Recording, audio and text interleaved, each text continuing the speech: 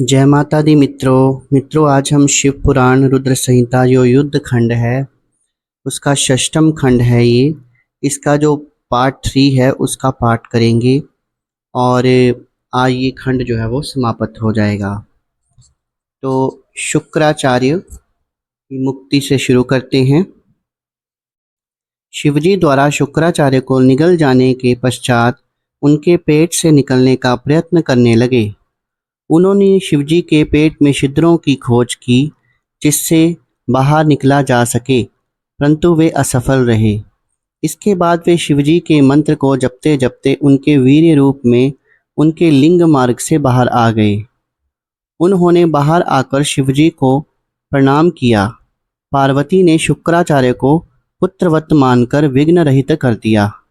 शुक्राचार्य को देखकर दया के साग महादेव बोले, हे भृगुनंदन, तुम जिस प्रकार मेरे लिंग द्वारा मेरी शुक्र वीर से होकर निकले हो, इसलिए तुम्हारा नाम शुक्राचार्य होगा।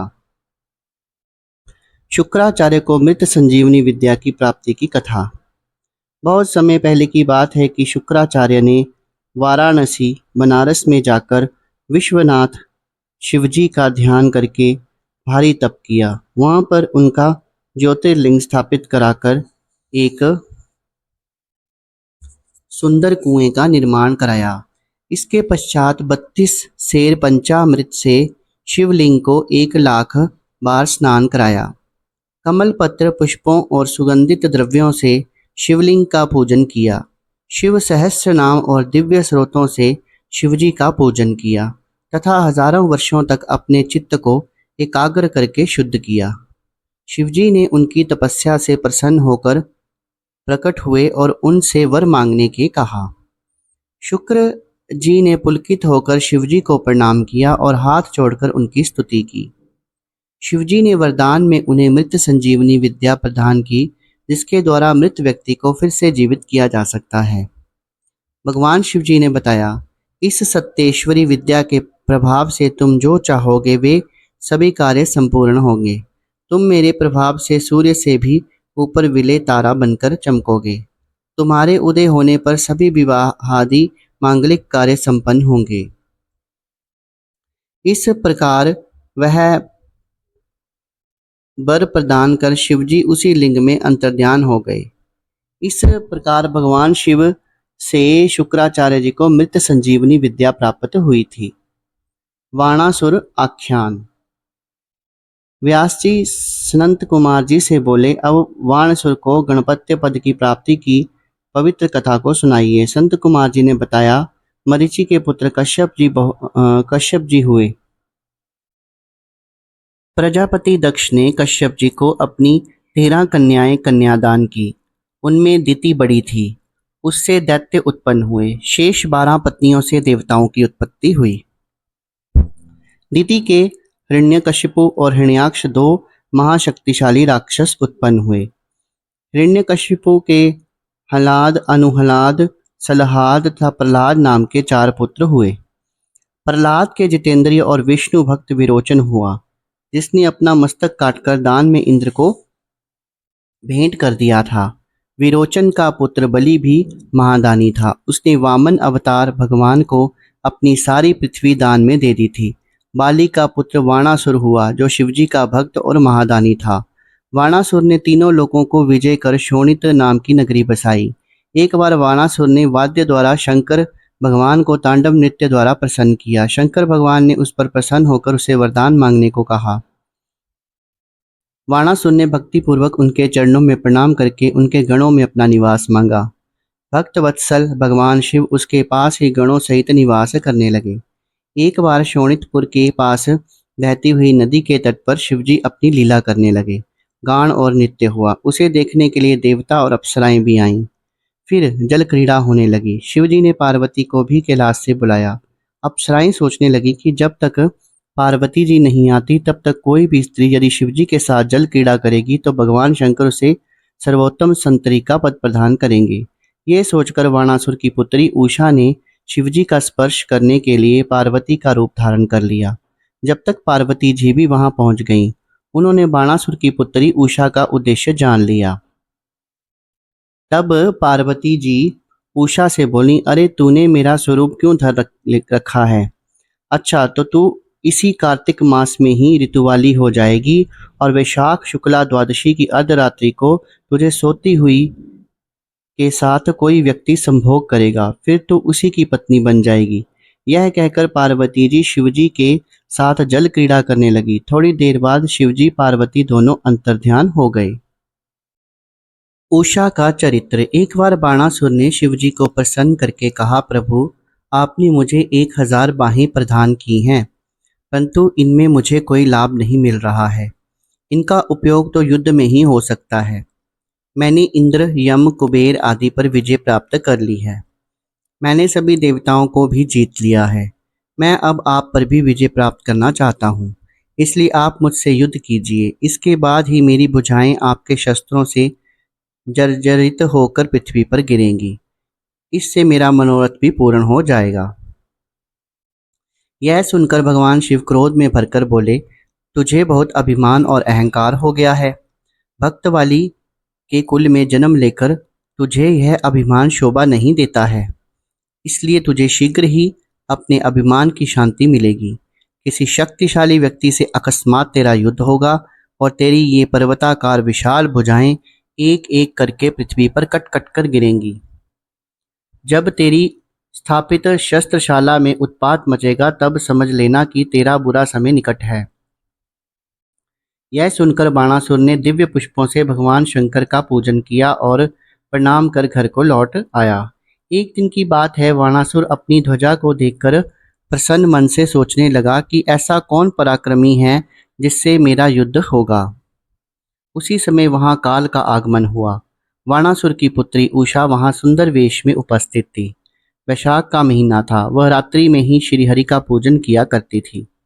रात्रि को वह गुप्त स्थान में अंतापुर में सो रही थी।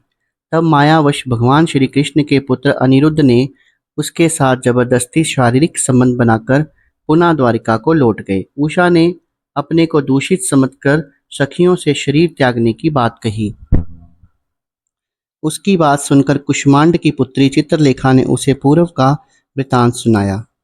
इस पर उषा उस गुप्त पति को प्राप्त करने का उपाय सोचने लगी। तब चित्रलेखा ने सभी देवता, गंधर्व, सिद्धों, नागों आदि के चरित्र बनाकर उषा को दिखाए। मनुष्यों में उत्तम राम, कृष्ण, अनिरुद्ध, प्रद्युम्न के चित्र बनाए। निरुद्ध के चित्र को देखकर उषा ने चित्रलेखा को बताया कि इसी ने मेरा शील हरण किया है। तब चित्रलेखा ने उसका नाम, वंश आदि बताकर उसकी बहुत प्रशंसा की। उषा अनिरुद्ध पर मोहित होकर उन्हें पाने की उत्कंठा दिखाने लगी। इस पर चित्रलेखा ज्येष्ठ कृष्ण चतुर्दशी को द्वारका गई। चित्रलेखा ने योग द्वारा अंधकार फैलाकर अनिरुद्ध को शैया सहित उठाकर क्षण भर में शोणितपुर आ गई। उषा ने आश्चर्यचकित होकर उससे काम क्रीड़ा करने लगी, परंतु इसकी जानकारी द्वारपालों को हो गई। द्वारपालों ने इसकी सूचना बाणासुर को दी। अपनी कन्या का ये दुष्कर्म देखकर बाणासुर को महान आश्चर्य हुआ। बाणासुर का युद्ध तथा उषा का विहार। बाणासुर ने उषा के कमरे में जाकर अनिरुद्ध को देखा और क्रोध में भरकर उस लीला युक्त अपूर्व सुंदर व्यक्ति से बोला, तुमने मेरी पुत्री को दूषित कर दिया है, इसलिए तू युद्ध के लिए तैयार हो जा। उसके सैनिक अनिरुद्ध को पकड़कर बाहर ले आए। इस पर अनिरुद्ध ने उन सैनिकों को मारकर पुनः उषा के पास चले गए। बाणासुर ने अपने मंत्री युद्ध प्रवीण कुष्मांड को अनिरुद्ध से युद्ध करने को भेजा। अनिरुद्ध शिवजी द्वारा रक्षित थे, इसलिए कुष्मांड उस पर विजय प्राप्त करने में असफल रहा। अब बाणासुर स्वयं अनिरुद्ध से युद्ध करने आया। उसने अनिरुद्ध को नागपाश में जकड़कर एक पिंजरे में कैद कर दिया। बाणासुर क्रोध में भरकर अनिरुद्ध का सिर काटने को तैयार हो गया। इसने मेरे कुल को दूषित किया है, बलात्कार का इसे यही फल मिलेगा।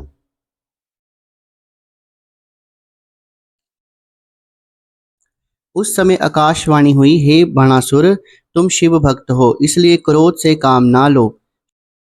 शिवजी सबके भगवान हैं, वे तुम्हारा सर्वनाश कर देंगे। आकाशवाणी की बात सुनकर उसका गुस्सा शांत हो गया। रात हो जाने पर अनिरुद्ध को कैद कर रखा था। उन्होंने अनिरुद्ध को बंधन मुक्त कर दिया। बंधन मुक्त हो जाने पर अनिरुद्ध पुनः उषा के पास गए। कृष्णादि युद्ध वर्णन। इधर द्वारका में अनिरुद्ध को ना देखकर महल में स्त्रियां रोने धोने लगीं। श्री कृष्ण को महान दुख हुआ। बाद में नारद जी ने आकर बताया कि अनिरुद्ध को बाणासुर ने कैद कर रखा है। यह सुनकर भगवान श्री कृष्ण द्वारका से यादवों की एक भारी सेना लेकर अनिरुद्ध को छुड़ाने के लिए चल पड़े।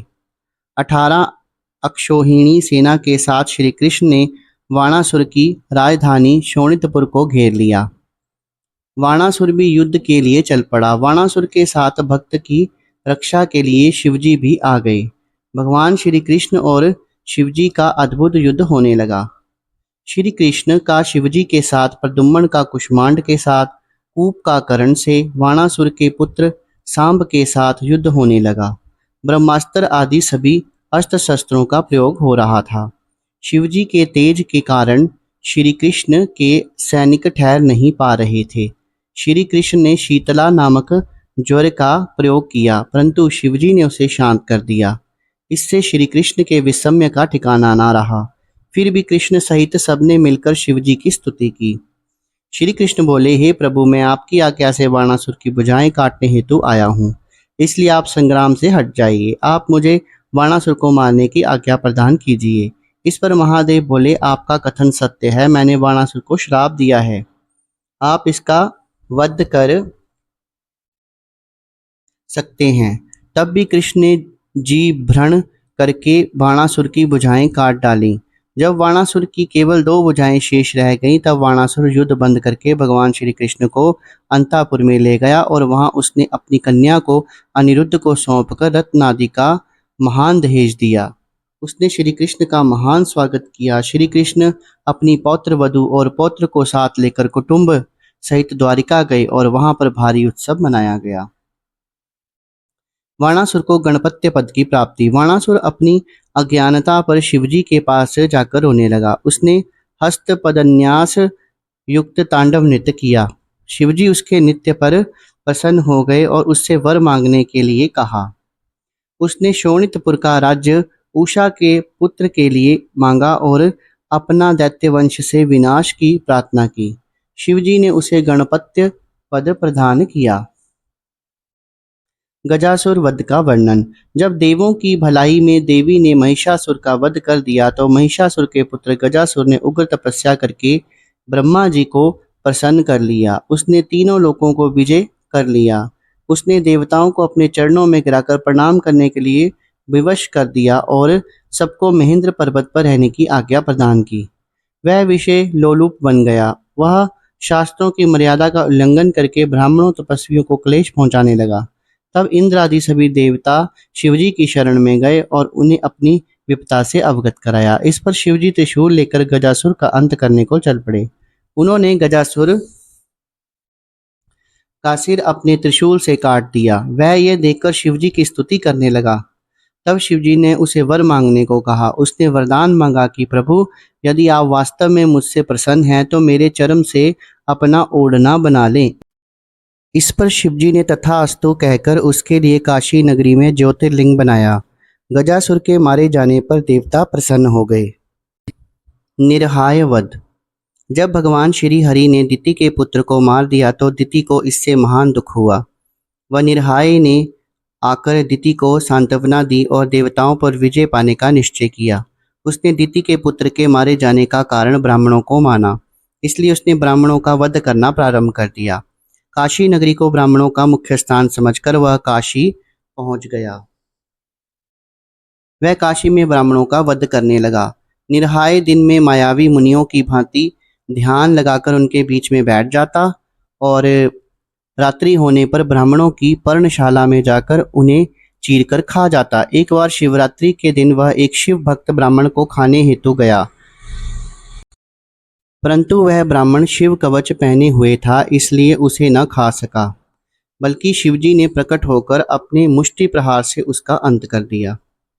बिंदल उत्पल नामक दैत्यों का विनाश। बिंदल और उत्पल नाम के 2 दैत्य थे। उन्होंने तप करके भगवान शंकर से यह वरदान मांगा कि हम किसी से ना मरे। वरदान प्राप्त करके वे बहुत अभिमानी बन गए।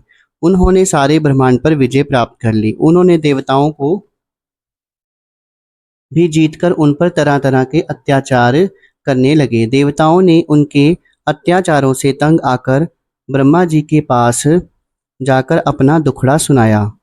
ब्रह्मा जी ने उनसे बोला, हे देवताओं, इन दोनों दैत्यों को केवल जगत जननी पार्वती ही मार सकती है, इसलिए धैर्य रखकर भगवान शिव जी का ध्यान करो, वही भक्त भयहारी हैं।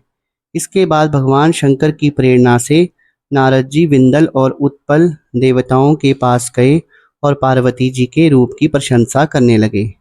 पार्वती जी के रूप की प्रशंसा सुनकर दोनों दैत्य कामांध होकर पार्वती जी के अपहरण की योजना बनाने लगे। एक दिन पार्वती जी अपनी सखियों के साथ गेंद खेल रही थीं। दोनों मायावी दैत्य शिव गणों का रूप धारण कर वहां पहुंच गए और पार्वती जी पर कटाक्ष करने लगे। भगवान शंकर ने उन दोनों को पहचान लिया कि ये दोनों राक्षस हैं।